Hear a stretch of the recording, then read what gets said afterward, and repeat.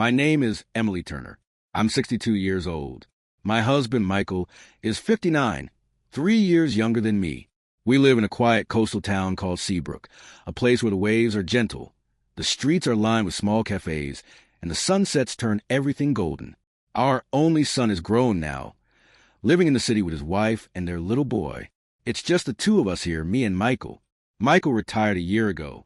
He was a high school physical education teacher, the kind who never let a student slack off and always led by example. Even now, after retirement, he still wakes up before dawn, pulls on his running gear, and heads out for a morning jog, rain, shine, or even snow. You'd never guess he's 59. He moves like someone 20 years younger, full of stamina and pride. His posture is straight, his steps are quick, and his voice still carries that confident, booming tone that used to echo across the school track. While most of his old co-workers complain about bad knees or back pain, Michael has never shown a single sign of slowing down. He's run multiple full marathons, and even now he's training for another one. Sometimes, I'd watch him through the kitchen window as he jogged past the seawall, his breath visible in the early morning air. Every morning, after his run and a long shower, he comes to wake me up. That's been our routine for more than 30 years. He always says the same thing: mornings are for love, That's how the day starts right. Back when I was younger, I used to find that kind of romantic. It made me feel wanted, special even. I'd laugh and tease him about his endless energy, but secretly I was proud. My friends would tell me their husbands had lost all interest in them, but mine was still full of passion. "You're so lucky, Emily," they'd say. My husband wouldn't even look at me twice these days. I'd smile and say, "Yeah, I guess I am." And honestly, I believed it. I thought we were something rare, a couple still in love after all those years, still sharing affection when everyone else had grown distant. Michael was proud of it too, maybe too proud. Whenever he ran into neighbors or old colleagues, he couldn't help but brag. "My wife's 3 years older than me," he'd say with that smug little grin, "but I still look 10 years younger, right?" And of course, people would laugh and agree. "You really do, Mike," they'd say. "You don't look a day over 45. And it was true. He looked incredible for his age. His health, his body, his posture. Everything about him screamed vitality. He carried himself like a man who had conquered time itself. "At our age, most men are falling apart," he'd often boast. "But look at me, still running, still strong, still full of life." At first, I admired that about him. His discipline, his determination, it made me feel secure, like no matter how much time passed, he'd always be there, the same steady man I'd fallen in love with. But slowly, something changed. It started with little things. Tiny moments that made me feel uneasy, though I couldn't explain why. Then, one afternoon, a friend told me something that shook me deeply. "Emily," she said, lowering her voice, "I don't know how to say this, but your husband's been saying some things about you." I frowned. "About me?" She hesitated. "Yeah, apparently. When the guys go out for drinks, Michael brags about your relationship, how you two still, every morning before he goes running." My face went hot. I wanted to disappear. "My husband told me about it," she went on. "He said Michael just laughs and says, 'That's why I stay so young.'" I didn't know what to say. The thought that he was talking about something so private, something I thought was between us, made me feel small and exposed. After that, I started noticing more. The affection that once felt intimate began to feel like performance. Like I was just another part of his routine, another thing for him to boast about. Every touch, every word, every "good morning" started to sound like proof of how strong, how virile, how youthful he still was. It was as if I wasn't his partner anymore. I was his evidence. And then, after his retirement, everything changed. When he was still teaching, there was balance. He'd have his morning jog. We'd share a moment before breakfast. Then he'd head to school and come home tired. At night, we'd talk a little, maybe watch TV, then sleep early. But now that he was home all day, with no classes to teach and endless energy to burn, he turned all of it toward me, once in the morning, once after lunch, and once again before bed, 3 times a day. Like clockwork, he'd say, laughing, "Now that I've got the time, I might as well make the most of it. I'm a man who runs full marathons. This kind of stamina is normal for me." When I looked tired or hesitant, he'd add, half joking but half serious, "Most women your age would kill for a husband like me. You should be grateful." I'd smile weakly and change the subject, but inside, I felt something tighten in my chest. The truth was, I was exhausted, physically and emotionally. I couldn't keep up with his endless energy, but I didn't know how to tell him without wounding his pride. He was proud of his health, proud of his drive, proud that, at nearly 60, he still had the same appetite he did in his 30s. So I endured. When I was cooking dinner, he'd come up behind me and wrap his arms around my waist. When I was folding laundry, he'd sit close, touching my arm, giving me that familiar look. "Emily," he'd whisper, "come here." And I pretend not to hear. Once, while I was at the stove, he suddenly grabbed my hand and started pulling me toward the bedroom. "Michael, wait," I said, panicking. "The stove's still on." He smiled playfully. "It'll just take a minute. You look so beautiful standing there. I can't help myself." "Michael, that's dangerous." I snapped. "The food." "It's fine," he said. "Come on." The pot boiled over. Oil hissed and splattered. I burned a pan that day, one of my favorites. And all I could think about was how little he seemed to care about anything except what he wanted. It wasn't just thoughtless. It was frightening. He didn't notice when I flinched, didn't notice when I looked away. Then came the jokes. "Older women have to keep up with younger husbands," he'd say, laughing. "You're lucky, Em. Most women your age don't get this kind of attention." And then, one evening, he said something that truly broke me. "You should be grateful," he said, his voice flat. "You're 3 years older than me, and I still want you." That's not something many women can say. Something inside me cracked. I didn't argue. I didn't yell. I just stood there, staring at him, realizing that the man I'd loved for 40 years no longer saw me as a person, just as proof that he was still young, still strong, still a man. That night, when he went to bed, I sat alone in the kitchen, staring at the burnt pan still sitting on the stove. For the first time in my life, I was afraid of my husband. After that night, something inside me shifted. It wasn't sudden, more like a quiet, sinking feeling that began to grow heavier every day. Michael didn't apologize. He didn't even seem to realize he'd said something cruel. The next morning, he acted as if everything were perfectly normal. He went for his jog, came home sweating, and tried to wake me up like always. But I couldn't look at him the same way anymore. When he leaned down to kiss my forehead, I pretended to still be asleep. That became my new routine, pretending. If I didn't respond, maybe he'd think I was too tired. Maybe he'd leave me alone. But Michael was persistent. He'd whisper things like, "Come on, Em, don't act shy," or "You'll feel better once you wake up properly." And every time I resisted, I could sense his frustration simmering under the surface. He wasn't angry exactly, just impatient, like I was interrupting a routine that belonged to him, not us. It was strange. I used to think our mornings together were proof of love, but now they felt like obligation, something I had to perform to keep the peace. The more I gave in, the emptier I felt afterward. When he finally left for his jog, I'd just lie there staring at the ceiling, my heart heavy and my body aching in more ways than one. I began to dread mornings. Even the sound of his sneakers squeaking at the door made me tense. Sometimes I'd stay in bed long after he left, listening to the faint crash of waves outside, wondering when exactly our marriage had turned into this. After his retirement, things only got worse. He was home all the time now, in the living room, in the kitchen, hovering around me. It felt like I could never escape his presence. When I washed the dishes, he'd come up behind me and wrap his arms around my waist.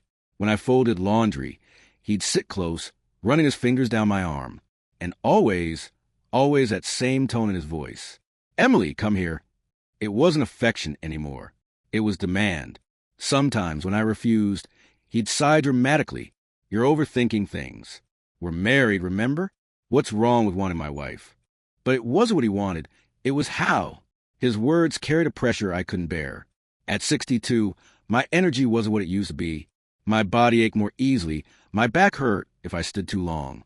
And after decades of cooking, cleaning, and running a home, I was simply tired. But Michael didn't see that. Or maybe he refused to. Once, after lunch, I was lying down on the couch, half asleep, when he sat beside me and said, "You know, you should be thankful, Em. Most women your age complain their husbands don't even touch them anymore." He smiled as if that was a compliment. But all I felt was shame.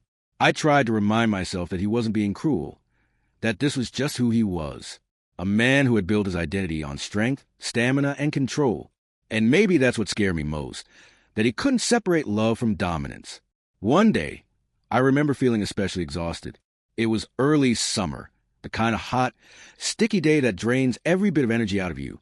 I'd been up since morning, cooking a big pot of stew to send to our son's family, cleaning the house, doing laundry, then prepping dinner. By evening, my back was screaming, and I just wanted to sit down for a moment.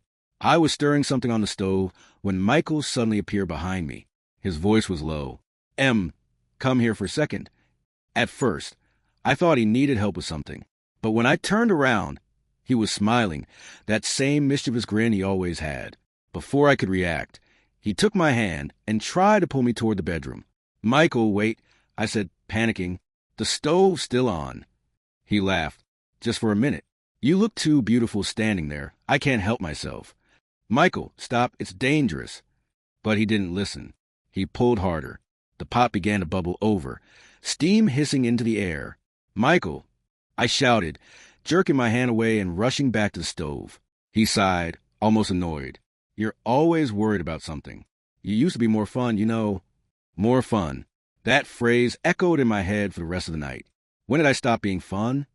When did love turn into something that required performance? I sat on the edge of the bed later, staring at my hands, feeling like I'd become a stranger in my own marriage. Then came the words that finally broke me. It was late one evening, after dinner. The house was quiet except for the sound of the TV. Michael was sitting on the couch, watching the news. I told him softly, "I'm tired tonight. Maybe we can rest early." He looked at me blankly, as if I'd said something outrageous. Then he laughed, not kindly, but bitterly. "Really, Em? You're 3 years older than me. You should be grateful to have a younger husband who still wants you." The air left my chest. I stared at him, unable to speak. He kept talking, as if he hadn't said something devastating. "You know, most women my age would kill for that kind of attention. You don't realize how lucky you are." Lucky. That word cut deep. I wanted to scream, to tell him how tired I was, how small I felt, how much I missed a version of him who used to care about me, not just what I represented. But I didn't say a word, because deep down I knew he wouldn't understand. He turned up the volume on the TV and ignored me completely. I just stood there, staring at him. This man I'd shared a lifetime with, and felt something I never thought I'd feel for him. Fear. For the first time in our marriage, I was scared of my husband. That night, I couldn't sleep. I lay awake, listening to his steady breathing beside me, the sound of waves crashing faintly in the distance. The ceiling fan spun lazily above, the shadows of its blades slicing across the room. I thought about the man I'd married, the one who used to make me laugh, who used to sneak out of work early just to surprise me with flowers. Where had he gone? What had happened to us? I felt tears slide down my cheeks, silent and hot. In the dark, I whispered to myself, "Is this really love or just control?" And for the first time, I didn't know the answer. The next morning, I woke up before the sun. Michael was still asleep, one arm thrown over a blanket, breathing heavily. For a long time, I just sat there watching him, not out of affection, but disbelief. How could someone look so peaceful after causing so much turmoil? I got out of bed quietly, careful not to wake him. I made myself a cup of coffee and sat by the window. The sky was still gray, that soft, muted color right before dawn. The sea looked calm, too calm, like it was mocking the storm inside me. For the first time, I thought about leaving. Not permanently, not yet, just leaving the house for a while, going somewhere quiet, somewhere I could breathe without feeling like I owed anyone my body, my attention, my compliance. But then the guilt came like it always did. Where would I go? What would people think if they saw me wandering alone at this age, suitcase in hand? They'd whisper. They'd ask questions. And Michael, he'd never understand. He'd probably just say, "You're being dramatic again." So instead, I stayed. Because that's what women like me were taught to do. Endure quietly. Around mid-morning, Michael finally woke up. He came into the kitchen, rubbing his eyes, and smiled as if nothing had happened. "Morning, Em," he said cheerfully. "Smells good." I forced a smile. "Coffee's fresh." He came up behind me and kissed my neck. "There's my beautiful girl." His touch made my skin crawl. I wanted to flinch, but I froze instead, the way I always did. "Let's take a walk after breakfast," he said. "It's good weather today." I nodded automatically. "Okay." But inside, I was screaming. We walked down to the pier, hand in hand like an old couple in one of those travel brochures. To anyone passing by, we probably looked happy, the picture of a long, successful marriage. No one would ever guess that my hand was trembling in his. He talked most of the way about meaningless things, the neighbor's new car, the price of groceries, a movie he wanted to see. I barely heard him. My mind was somewhere else entirely. Every time he looked at me, I forced myself to smile. I trained myself to do it perfectly over the years, the polite, practiced kind of smile that hit everything. When we passed by a group of young tourists, one of them smiled at us and said, "You two look adorable together." Michael laughed proudly. 40 years married next spring, he said. They gasped, "Wow, that's amazing." I smiled again. Yes, amazing. But the moment they walked away, the smile dropped from my face. Because I knew the truth. Longevity doesn't mean happiness. Sometimes it just means survival. That night, something changed. Michael had gone to bed early after watching his usual shows. I stayed up, sitting on the couch in the dark, the only light coming from the street lamp outside. The house was silent, but my thoughts were loud. I thought about the years I'd lost, the way I'd molded myself around him, making myself smaller and quieter, just to keep things peaceful. I thought about the time he'd told me, "You're lucky to have me," and how, for years, I actually believed it. And I thought about the woman I used to be, the one who laughed loudly, who painted in the afternoons, who danced barefoot in the garden. Where did she go? When did she disappear? I couldn't remember the last time I'd done something purely for myself. The realization hit me like cold water. This wasn't marriage. It was captivity disguised as devotion. The next day, I did something small, something that felt insignificant but changed everything. After breakfast, instead of cleaning up immediately like I always did, I said, "I'm going out for a bit." Michael looked up from his phone. "Where?" "Just a walk," I said. He frowned. "You already walked yesterday." "I know," I replied calmly. "I want to walk again." He hesitated. "Do you want me to come with you?" "No," I said quietly. "Not today." It was the first time I'd said no without apologizing for it. He looked at me strangely, but didn't argue. So I walked out the door. The sun was warm, and for the first time in a long while, I didn't feel guilty for enjoying it. I walked all the way to the cliff overlooking the sea, the one I used to visit before we got married. The waves were crashing hard that morning, the air filled with salt and wind. I stood there for what felt like hours, breathing, just breathing, no pretending, no performance. For the first time in decades, I felt alive. That night, Michael asked where I'd gone. "Just for a walk." I said again. He looked at me curiously. "You were gone a long time." "Yes," I replied.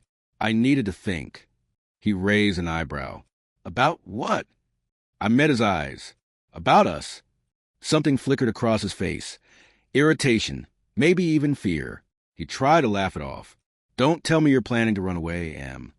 I didn't laugh. He stopped smiling. "You're not serious, are you?" I didn't answer, because I wasn't sure yet.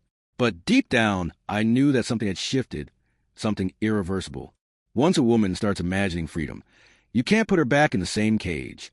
That night, I slept facing the opposite direction for the first time in years. It sounds trivial, but to me it was rebellion. He tried to reach out and pull me closer, like always, but I whispered, "Not tonight, Michael." He froze. For a moment, I thought he'd argue, but he didn't. He just lay there in silence, breathing unevenly. And in that silence, I realized something profound. Control only works when the other person keeps submitting to it. That night, I stopped submitting. The next morning, I woke before him again. The sunrise was painting the sky pink and gold, soft light spilling across the bed. I looked at him, this man I had spent most of my life with, and felt a strange, unexpected calm. Not love, not hate, just peace. Because I finally understood something I should have learned long ago. I couldn't change him, but I could reclaim myself. The next few weeks moved slowly, quietly, almost deceptively so. Michael must have sensed that something had changed in me. He started behaving differently, softer somehow, as if afraid to push too far. He'd compliment my cooking, offer help with the dishes, even bring home small things like flowers or chocolates. On the surface, it looked like peace had returned. But underneath, it was something else entirely, calculation. He wasn't trying to understand me. He was trying to reset me. Every gesture, every smile felt rehearsed, like he was trying to remind me of the version of myself that served him best. See, he'd say, we're fine. We're still us. But I wasn't us anymore. I was starting to become me. I began reclaiming small pieces of my life. Quietly, privately. I found my old paint set tucked away in the closet, the one I hadn't touched in nearly 15 years. The brushes were stiff, the colors dry, but something inside me sparked when I opened the box. I went to the art store the next day. While Michael was at the gym, I bought a few tubes of watercolor paint, a clean set of brushes, and a sketchbook. When I returned home, I set up a little table near the window, the one that caught the morning light. That first day, my hand trembled as I drew. The lines were messy, hesitant, but as I mixed colors, as I watched the water bleed into paper, I felt something open inside me, something that had been sealed shut for too long. It wasn't about talent or beauty. It was about freedom. When Michael came home that afternoon and saw the paints, he laughed. You're painting again? That's cute. Yeah, I said simply. He chuckled. Don't make a mess. And just like that, he walked away, unaware that those small, colorful strokes were the first signs of my escape. A few days later, I started going to the local library again. It was only a 15-minute walk, but for me, it felt like a world away. I borrowed books, not romance novels or cookbooks like before, but philosophy, memoirs, and poetry. I read about women who had rebuilt their lives, about love that wasn't suffocating, about aging that didn't mean disappearing. There was one passage I underlined over and over again. There are two kinds of loneliness, the one that destroys you and the one that frees you. I realized I lived most of my life fearing the first kind, but now I was ready to embrace the second. One afternoon, while I was sketching by the window, our daughter, Lily, called. We hadn't spoken properly in months. Every conversation had been surface level, polite, rushed, distant. But that day, her voice sounded different. Mom, are you okay? She asked softly. I hesitated. Why do you ask? She sighed. You just sound different. Calmer, maybe, but also sad. I looked down at my half-finished painting, a small figure standing by the sea. I'm figuring things out, I said. She was quiet for a moment. Then she said something that nearly broke me. I always thought you stayed with Dad because you were happy. But now I'm starting to wonder if it was because you didn't know how to leave. Her words hit like lightning, both painful and illuminating. She saw me more clearly than I'd ever realized. I don't know. I whispered. Maybe both. She didn't push. I just want you to be okay, Mom. You deserve peace. After we hung up, I cried, not out of sadness, but out of recognition. For the first time, my own daughter saw me not as Mom, not as Michael's wife, but as Emily. And maybe that was the beginning of forgiveness, not for him, but for myself. That night, I told Michael I wanted to visit Lily for a while. He looked up sharply. Why? I just miss her. It's been a long time. He frowned. You've never stayed away overnight before. I know. Can't you just visit us instead? She's busy. I'll go there. Just a few days. He leaned back, crossing his arms. You're really doing this? Yes. Silence. Finally, he muttered, Fine, go, but don't make it a habit. I smiled faintly. I won't. But inside, I knew I already had. The day I left, the weather was perfect. Clear skies, soft breeze, sunlight glinting off the sea. I packed a small suitcase. Not much. Just a few clothes, my sketchbook, and one framed photo. Not of Michael, but my children when they were young. As I closed the suitcase, Michael stood at the doorway, watching me. You really need this? He asked. Yes, I said. I do. He exhaled sharply, like it was an inconvenience. You'll call me when you get there. I will. But deep down, I knew I wouldn't. The bus ride to Lily's house took 3 hours. I spent most of it staring out the window, watching the coastline roll by.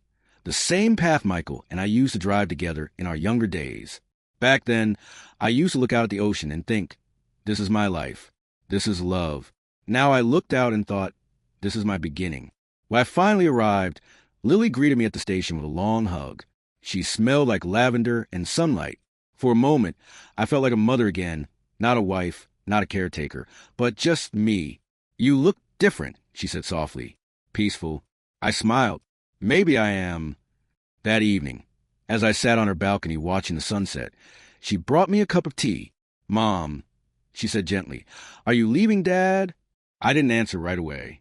The orange light of the sun reflected in my cup. Finally, I said, I'm not sure yet, but for the first time, I'm not afraid to think about it. She nodded slowly. That's enough for now. And it was because leaving isn't always a door slamming. Sometimes it's just the quiet sound of your own footsteps walking toward yourself. That night, I dreamed of the sea again, the same one outside our home, endless and restless. But this time, I wasn't drowning in it. I was standing on the shore, watching the waves roll in, knowing I could walk away whenever I wanted. And for the first time in decades, I felt free. The next morning, I woke up to the smell of freshly brewed coffee. Lily was already in the kitchen, humming softly to herself, the way she used to when she was a little girl helping me bake cookies. It felt surreal, the quiet, the peace, the absence of pressure. No heavy footsteps behind me. No voice asking where I was going, what I was doing, or whether I'd forgotten something. For the first time in years, I simply existed. I sat at the kitchen table, hands wrapped around a warm mug, watching the morning sunlight drift across the floor. Did you sleep well? Lily asked. I did, I said softly. Better than I have in a long time.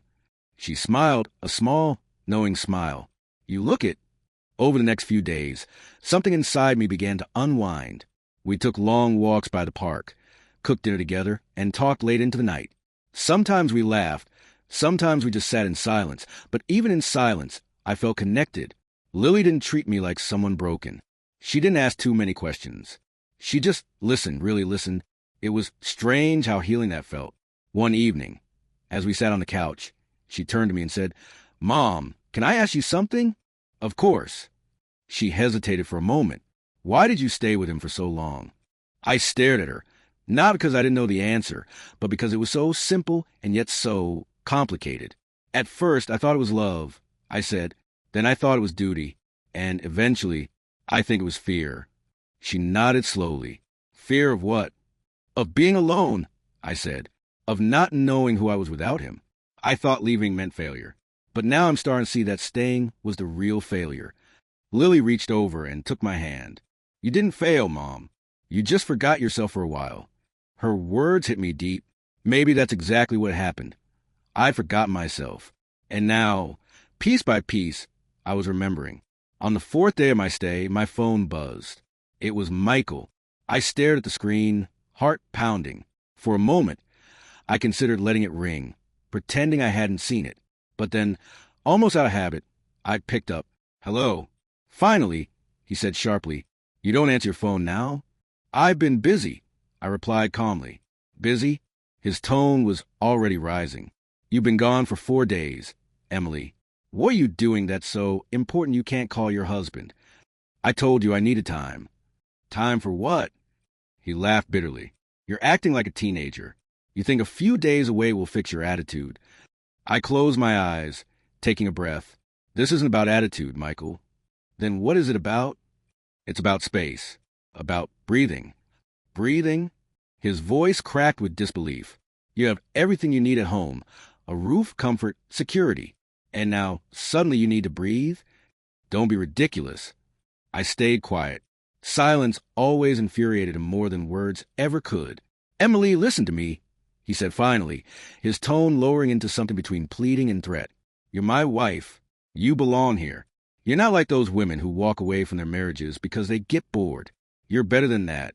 I could feel my pulse in my throat. I don't belong to anyone, Michael. There was a long pause on the other end, then a sharp click. He hung up. I set the phone down slowly, my hands trembling slightly. But instead of fear, I felt relief. He could hang up all he wanted. He couldn't control me from 3 hours away. For the first time, his silence was my freedom. That evening, Lily came home and found me sitting on the balcony again, sketchbook open in my lap. Mom, she said quietly, was that Dad on the phone? Yes. She didn't ask what he'd said. She didn't need to. The look in my eyes must have told her everything. She walked over, placed a hand on my shoulder, and whispered, You don't have to go back. The words lingered in the air like a possibility I had never allowed myself to imagine. I know, I said softly, but I need to decide when and how. That night, I couldn't sleep. I kept thinking about the word home. What did it even mean anymore? Once, it was the sound of Michael's laughter, the clatter of our son's toys, the smell of Sunday breakfast.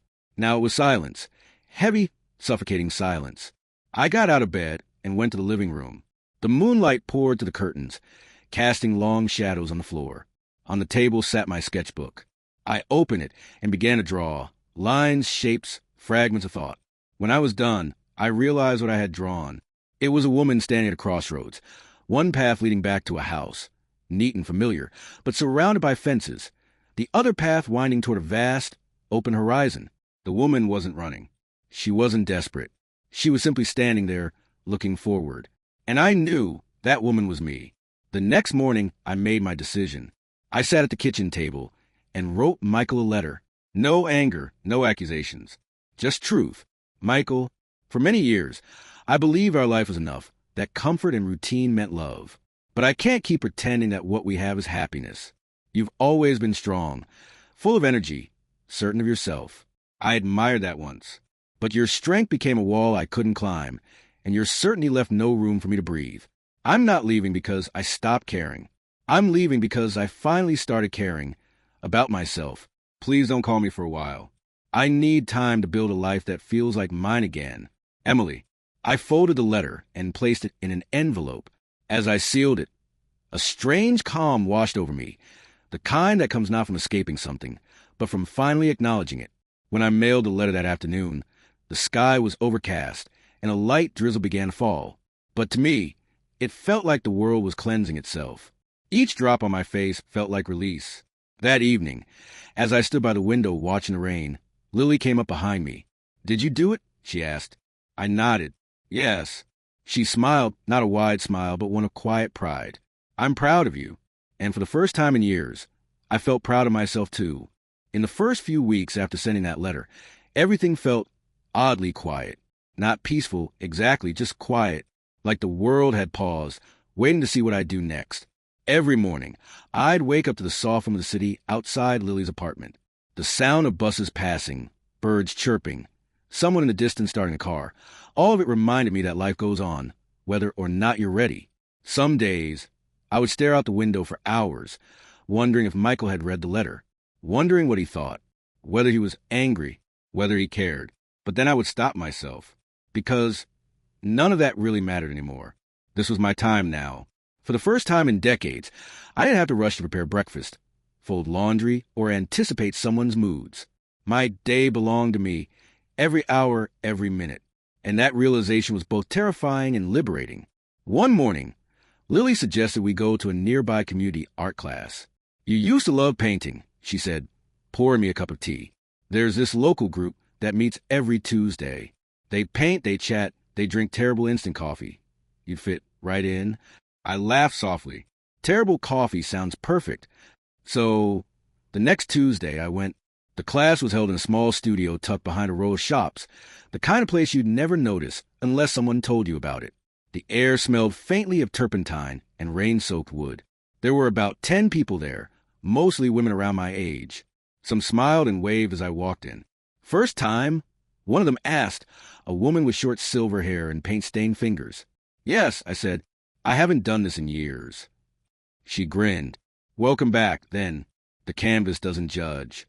Her words hit deeper than she probably meant, because that's exactly what I needed. Something, anything, that didn't judge. Over the next few weeks, painting became my therapy. Each stroke of color was a release. A wordless way of saying everything I'd held inside for years. Sometimes I'd paint quiet seascapes, empty beaches under gray skies. Other times, I painted bursts of light breaking through clouds. It wasn't about skill anymore. It was about expression. About remembering who I was before I became someone's wife, someone's mother, someone's shadow. And little by little, I started to find her again. Lily noticed it too. "You're different," she said one evening as we were doing dishes. "Different how?" I asked. "I don't know," she said, studying me. "You're lighter, like you're breathing differently." I smiled. Maybe I finally am. A month passed before Michael contacted me again. It came in the form of a single text message. "We need to talk." That was all it said. "No, hello. No, how are you?" Just that. I stared at the screen for a long time. Part of me wanted to delete it, pretend I'd never seen it. But another part of me knew I couldn't avoid him forever. So I texted back, "Not yet. I'll reach out when I'm ready." He didn't reply. and that silence, for once, felt like victory. Around that time, I started volunteering at a small art center near the coast. They ran programs for elderly people who wanted to reconnect with their creativity. Painting, pottery, even poetry workshops. I helped organize supplies, set up easels, and sometimes joined in. There was one man in the group, Henry, a retired architect with gentle smile and a quiet humor that made people comfortable instantly. He was in his early 60s, always wore a flat cap, and painted abstract skylines that looked like dreams melting into each other. One day, as we were cleaning brushes, he said, "You have a very calm energy, Emily. It's nice to have you around." I smiled politely. "That's kind of you to say." "I mean it," he continued, chuckling softly. "Most people carry their storms with them. You look like someone who's finally learning to let hers go." His words lingered with me long after I went home that evening. Was I really letting go? I wanted to believe that I was. But deep down, I still carried fragments of the past, small pieces of pain that showed up when I least expected. Still, I was learning. Slowly, gently, I was learning. One rainy afternoon, as I was sketching by the window, Lily came home from work with takeout. She sat beside me, unpacking boxes of noodles and dumplings, and said, "Mom, can I ask something a little personal?" "Sure," I said. "Do you think you'll ever go back to him?" I looked down at my sketchbook, at the half-finished image of a woman standing by the ocean, her hair blowing in the wind. "No," I said finally. "I don't think I can. Even if he changed, even if he apologized, I can't go back to being someone who disappeared inside her own life." Lily nodded slowly. "Good, because I think you've just started living again." Her words were gentle, but they hit like a truth I needed to hear. A few nights later, as I sat alone on the balcony, I thought about all the versions of myself I'd been. The young wife, full of hope. The mother, always busy, always needed. The woman who stayed quiet to keep the peace. And now this version, the one who finally learned to stand still, to breathe, to exist for herself. It wasn't the ending I'd imagined for my life, but maybe it was the right one. Because sometimes, freedom doesn't come with fireworks or celebration. Sometimes it just arrives in silence, like the sound of rain tapping gently on the glass. A week later, I went for a walk along the shoreline near the art center. The sky was clear, and the waves shimmered in the late afternoon sun. As I walked, I saw Henry sitting on a bench, sketching. He looked up and waved me over. "Care to join?" he asked. I sat beside him, watching his pencil dance across the page. "Do you come here often?" I asked. "Almost every day," he said. "The sea reminds me that nothing stays still. Not the water, not the sky, not us." I smiled faintly. "I like that." He glanced at me. "You should paint this place. The horizon suits you." "The horizon?" I repeated. He nodded. "Yeah, it's where endings meet beginnings." And just like that, something inside me softened. Maybe he was right. Maybe I wasn't at the end of something after all. Maybe I was standing at the edge of something new. That night, I started a new painting. The sea at dawn, soft pink light stretching across the horizon. I didn't realize it until I stepped back, but there, in the center of the canvas, was a single figure, a woman facing the sunrise. She wasn't waiting. She wasn't afraid. She was simply ready. It's strange, the way healing doesn't feel like one big, triumphant moment. It's quiet, subtle, like morning light slowly entering a dark room. By the time autumn came, I realized I'd gone entire days without thinking about Michael at all. I was too busy, painting, helping at the art center, having dinner with Lily and her friends. For once, life felt mine. Still, a small part of me wondered if I could ever truly close that chapter. Because no matter how much peace you find, there's always that last shadow that needs to be faced. That moment came unexpectedly one Sunday afternoon. I was leaving the art center when I saw him, Michael, standing by the entrance, hands in his coat pockets, looking older, not just in years, but in spirit. For a moment, I froze. My heart raced, memories flooding back in fragments. The slammed doors, the long silences, the words left unsaid. He noticed me and gave a small, hesitant nod. "Emily," he said quietly. "Michael." We stood there in awkward silence, the sound of waves in the distance filling the space between us. "I didn't want to ambush you," he said finally. "Lily told me about this place. I just wanted to see you, to talk." I hesitated. Then I nodded toward a nearby bench. "All right, let's talk." We sat down, the wind carrying the smell of salt and rain. He looked at his hands before speaking. You look different. I am, I said. He nodded slowly. I can see that. There was another long silence. Then, with effort, he said, I read your letter, every word. I didn't reply. I kept wanting to write back, he continued, but I didn't know what to say. I guess I didn't want to face what I'd done, to you, to our family. His voice cracked slightly, and for a brief moment, I saw something in his eyes I hadn't seen in years. Humility. I was cruel, he said. I thought control meant strength. I thought silence was power. I hurt you, and I see that now. I stared out toward the sea. Do you really? Yes, he said softly. I do. And I'm sorry, Emily. I'm so sorry. For years, I had imagined this moment, the apology, the acknowledgement. But now that it was here, it didn't feel like I thought it would. There was no rush of relief, no sense of victory, just calm, because I didn't need his words anymore. I had already forgiven him in my own way, not for his sake, but for mine. Thank you, I said quietly. That means something. But I'm not coming back, Michael. I can't. He nodded, looking down. I know.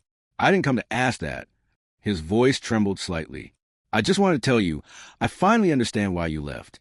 And I want you to know I'm trying to be better, even if it's too late for us. I looked at him for a long moment. It's never too late to be better. Just don't do it for me. Do it for yourself. He smiled weakly. You always were the strong one, Emily. I just didn't see it. Maybe I wasn't strong then, I said, standing up, but I am now. We parted without ceremony. No hugs, no tears, just a quiet understanding that this was the real ending. As I walked away, I felt something inside me unclench, like a knot finally coming loose after years of tightening. Closure doesn't always come from being right or wrong. Sometimes it comes from knowing you finally stopped waiting for an apology to fix what you already healed. That night, I called Lily. He came to see you, she asked, shocked. Yes, I said, but it's okay. It was peaceful. She hesitated. Do you think he's changed? I don't know. I admitted, and I don't need to. That's his journey now. She was quiet for a moment. Then she said, I'm proud of you, Mom. Her words made me smile. I'm proud of me, too. Over the following weeks, I started a new project at the Art Center, a collection called Beginnings.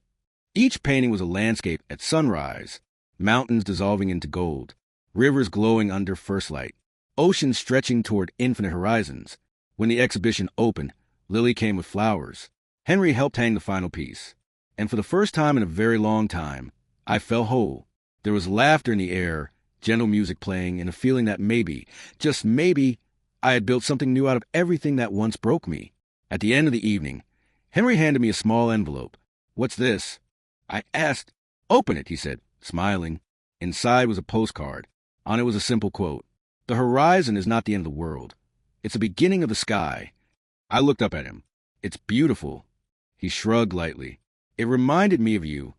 Later that night, as I stood by the window, the city lights reflecting off the glass, I thought about how far I'd come. There would still be lonely days, of course. Still moments of doubt. But I was no longer afraid of them. Because I finally understood loneliness isn't emptiness. It's space. Space to rebuild, to rediscover, to breathe. And for the first time, I was breathing fully. It happened slowly, the way most real things do. Not like a movie, not like some sudden, sweeping moment of romance, but in the quiet, everyday spaces that life gives you when you're finally paying attention. Henry and I began to see each other more often. Sometimes at the art center, sometimes over coffee after class. We talked about little things, books, colors, weather, the way seagulls always seem to know when it's going to rain. It wasn't flirtation. Not at first. It was comfort, the kind that sneaks up on you, soft and unassuming, until one day you realize you've stopped bracing for pain. One afternoon, after we'd finished cleaning up from a community event, Henry asked, Do you want to take a walk? The light's beautiful today. We walked along the shoreline, the sky streaked with rose and amber. You always carry that little notebook, I said, nodding toward the one in his hand. He smiled. Old habit. I used to sketch building for work. Now I just draw whatever I notice. Shadows, people, birds that don't sit still long enough. I laughed softly. You must have pages full of half-drawn wings. He looked at me with that quiet, patient gaze of his. And you? What do you draw when no one's watching? I hesitated. Mostly women standing alone in wide spaces. It used to be sad. Now it feels peaceful. He nodded. Maybe those women aren't alone. Maybe they're just free. His words linger in the air between us, carried by the wind. And I felt something warm, not romance, not yet, just a deep recognition. In the months that followed, we became part of each other's routines without ever planning it. Coffee after class, a shared bench at the park, conversations that stretched longer each time. He never asked about Michael, never pried into the past. Instead, he asked about me, about my childhood, my favorite songs, the color I couldn't stop painting lately, pale gold like morning light. It was strange, realizing how rare that kind of listening is. When someone asks, not because they're waiting to speak, but because they genuinely want to know. One day, during a rainstorm, he drove me home. The car was filled with that damp, comforting smell of rain on asphalt. The wipers moved rhythmically like a heartbeat. When we reached my street, he didn't turn off the engine right away. "Emily," he said quietly, "do you ever think about starting over? Not the past. Just new things, new chapters." I looked out at the rain. I used to be afraid of that word. Starting over, it sounded like failure, like I'd ruined something. He waited, patient as always. But now, I said softly, "I think starting over is just continuing, but with more understanding." He smiled. "That's a beautiful way to put it." I turned to him then, really looking at him. The kind eyes, the small creases from years of laughter and loss. There was no rush in his expression, no expectation, just presence. And that was what made it so powerful. That night, as I sat alone in my apartment, I found myself thinking not about what I'd lost, but what I'd found. I'd found silence that no longer scared me. I'd found joy in small, ordinary things. And maybe, just maybe, I'd found the courage to let someone in again. A few days later, he invited me to visit a small exhibition he was part of. It was a collection of architectural sketches and abstract paintings. His two loves merged together. When I arrived, he was standing by a piece titled Foundations. It was a drawing of a house, half finished, half dissolving into mist. Underneath, a single line of text. Some structures fall apart so the light can come through. I read it twice before looking at him. "It's beautiful," I said, "and true." He smiled softly. "It's inspired by someone I met, someone who reminded me that strength doesn't always look like steel." I didn't ask who. I didn't need to. After the exhibition, we sat outside on a bench under a string of old cafe lights. The night air was cool, the sound of laughter spilling from nearby tables. "Do you ever think about what happiness means?" I asked. He tilted his head. "All the time. I used to think it was stability. Now I think it's motion, knowing you're still changing, still growing." I nodded. "Maybe happiness isn't something you chase. Maybe it's what happens when you finally stop running." He smiled. "You always know how to say things like that." I looked down at my hands. "I guess I've had a lot of time to think." Then he said gently, "Maybe it's time to live again." Something about that sentence stayed with me long after the night ended. Maybe it wasn't about love. Not yet, not in the traditional sense. Maybe it was about aliveness. The quiet rebirth of a woman who had once forgotten she existed beyond other people's needs. And for the first time, I wasn't afraid of what came next. Because the future wasn't an empty space anymore. It was a blank canvas. And this time, I was the one holding the brush. It was early spring when I got the message from my son, Daniel. "Mom, can we talk? Maybe next weekend." Just 10 words. Simple, but enough to make my heart race. It had been almost a year since we'd last seen each other. A year since he looked at me with quiet resentment, saying, "You and Dad were both too wrapped up in yourselves." That day had carved a deep silence between us. So when his message came, my hands trembled slightly as I typed back, "Of course, anytime." The morning of our meeting, I baked a lemon pound cake he used to love as a boy. The smell of it filled the kitchen, nostalgic and bittersweet. When the doorbell finally rang, I hesitated before opening it, just long enough to take a steady breath. Then there he was. Daniel looked older, a little worn, but still the same eyes I remembered. Warm brown, thoughtful, guarded. "Hey," he said quietly. "Hey," I echoed, smiling a little too quickly. "Come in." He stepped inside, scanning the room like someone visiting an old memory. We sat at the dining table. The air between us felt fragile. "I wasn't sure you'd come," I admitted. He shrugged. "I wasn't sure either." That honesty hurt, but it was real, and I was grateful for that. For a while, we just sipped tea. The silence wasn't comfortable, but it wasn't hostile either. Finally, he said, "How have you been, Mom?" The question was ordinary, but something about it made my eyes sting. "I've been learning to breathe again," I said softly. "Learning to live for myself, I suppose." He nodded, his jaw tightening slightly. "You seem different." "Different good or different bad?" I asked, half smiling. He looked down at his tea. "Just different. I used to think you were invisible, like you'd given up a long time ago." That sentence hit harder than I expected. I did give up for a while, I admitted, on myself mostly, but not on you. He didn't answer right away. Then he whispered, "I know." I could feel something loosening in the air between us. He took a deep breath, then said, "I was angry, Mom. Angry that you never left him sooner. Angry that you always said you were fine." His voice cracked slightly at the last word. "I know," I said again. "You had every right to be." He looked up, startled. Maybe he'd expected me to defend myself, to explain. But I didn't want to, not this time. I stayed because I thought love meant endurance. I said slowly, I thought keeping peace was the same as keeping a family together. I was wrong. Daniel's eyes softened, and for a moment, he looked like the little boy who used to run into my arms after school. "I guess I didn't realize how much you were carrying," he murmured. We talked for hours after that, not just about the past, but about everything we'd missed in between. His daughter, Mia, had started piano lessons. His wife, Clara, was opening a small bakery. When he spoke about them, his voice warmed. It made me happy to see him living a life of his own, free from the shadow of our old home. "You should come by sometime," he said after a while. "Mia keeps asking about Grandma." That one word, Grandma, did something to me. It wasn't just a title. It was permission. Permission to exist again in his life, not as a ghost of the past, but as someone still needed. After he left, I sat on the porch and watched the evening light fade over the sea. The wind carried the faint sound of laughter from somewhere down the street. Children playing, the clatter of bicycles. I felt something I hadn't felt in years. Peace. Not the quiet kind that comes from suppressing everything, but the calm that comes from finally being seen, being understood. That night, I received another message, this time from Henry. "How did it go with Daniel?" I smiled at the screen, typing back, "Better than I ever imagined. We talked, really talked." He replied, "Good. You deserve that." And then, after a pause, "Are you free tomorrow? There's a place I'd like to show you." The next day, he drove me to a small hill overlooking the ocean.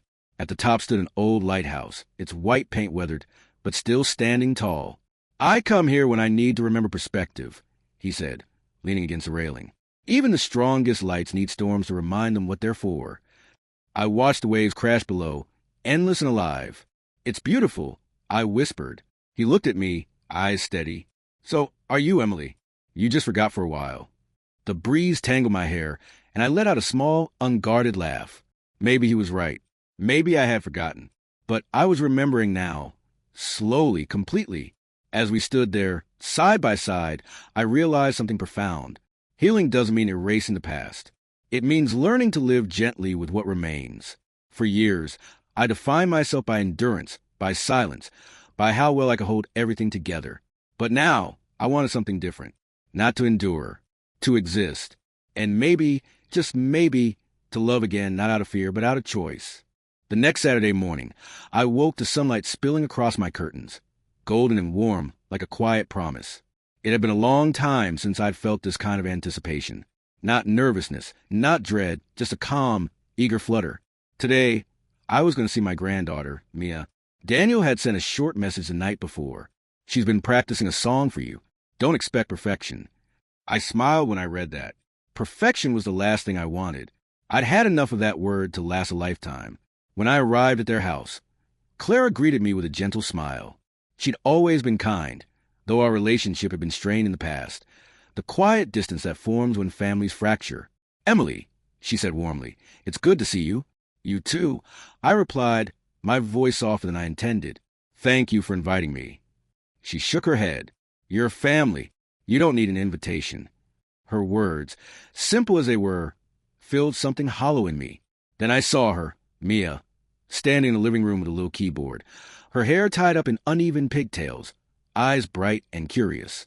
"Grandma," she said shyly, almost like testing the word. I knelt down to her level, smiling. Yes, sweetheart, it's me. She grinned and ran over, throwing her small arms around my neck. It was such a simple moment, a child's embrace, but it broke me open in the best possible way. All the years of distance, the loneliness, the quiet ache of motherhood and marriage, they all seemed to dissolve in that single, innocent gesture.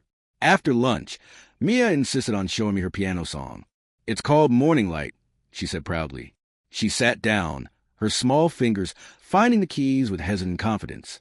The melody was uneven, a few missed notes, but it was full of heart. As I listened, something stirred inside me. The same feeling I used to get when painting, that quiet recognition that life, no matter how imperfect, is still art. When she finished, I clapped softly. That was beautiful. She smiled wide. Daddy helped me practice. Daniel laughed from the doorway. Barely. She told me not to touch the keys. The three of us laughed together, and for the first time in years, it felt natural, like family again. Later, when Mia went outside to play, Daniel and I sat on the porch with cups of tea. She really loves you, Mom, he said quietly. She's been asking about you for months. I looked out at the garden, where the wind played through the trees. I wish I'd been here sooner. He nodded. You're here now. That's what matters. A long silence followed, but it wasn't uncomfortable. Then he said something that made my eyes sting. I was so angry at Dad for a long time, but I think I was angrier at myself for not protecting you. I shook my head gently. You were a child, Daniel. You weren't supposed to protect me. That was my mistake. I made you grow up too soon. He looked at me, eyes glistening. Maybe we both grew up again. Just this time, separately. That made me smile, and found our way back. He smiled too, and for the first time in a long while, I saw peace in his expression. That evening, as the sun dipped low, I began my walk home.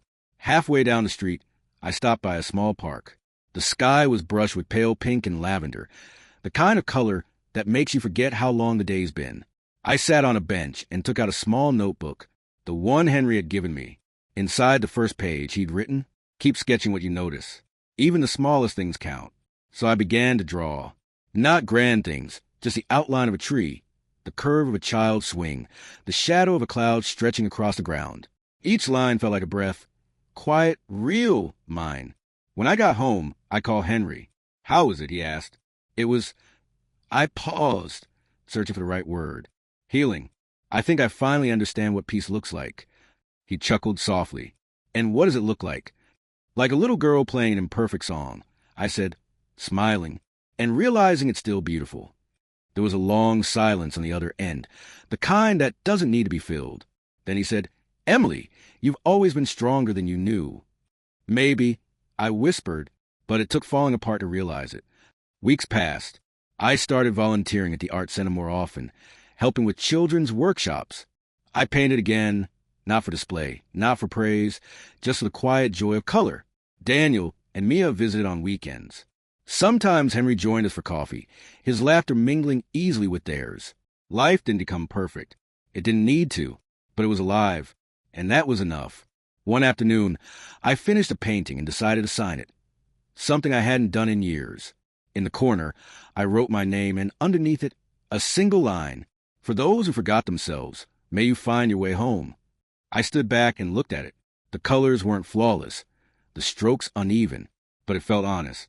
It was my story, painted in layers of loss, love, and quiet renewal. As I cleaned my brushes, sunlight spilled across the floor, warm and steady, and I realized the life I was living now wasn't the one I planned, but the one I'd earned, by surviving, by forgiving, by daring to begin again. When I looked out the window, the sea shimmered in the distance, endless, patient, unbroken. I smiled to myself and whispered, "It's enough."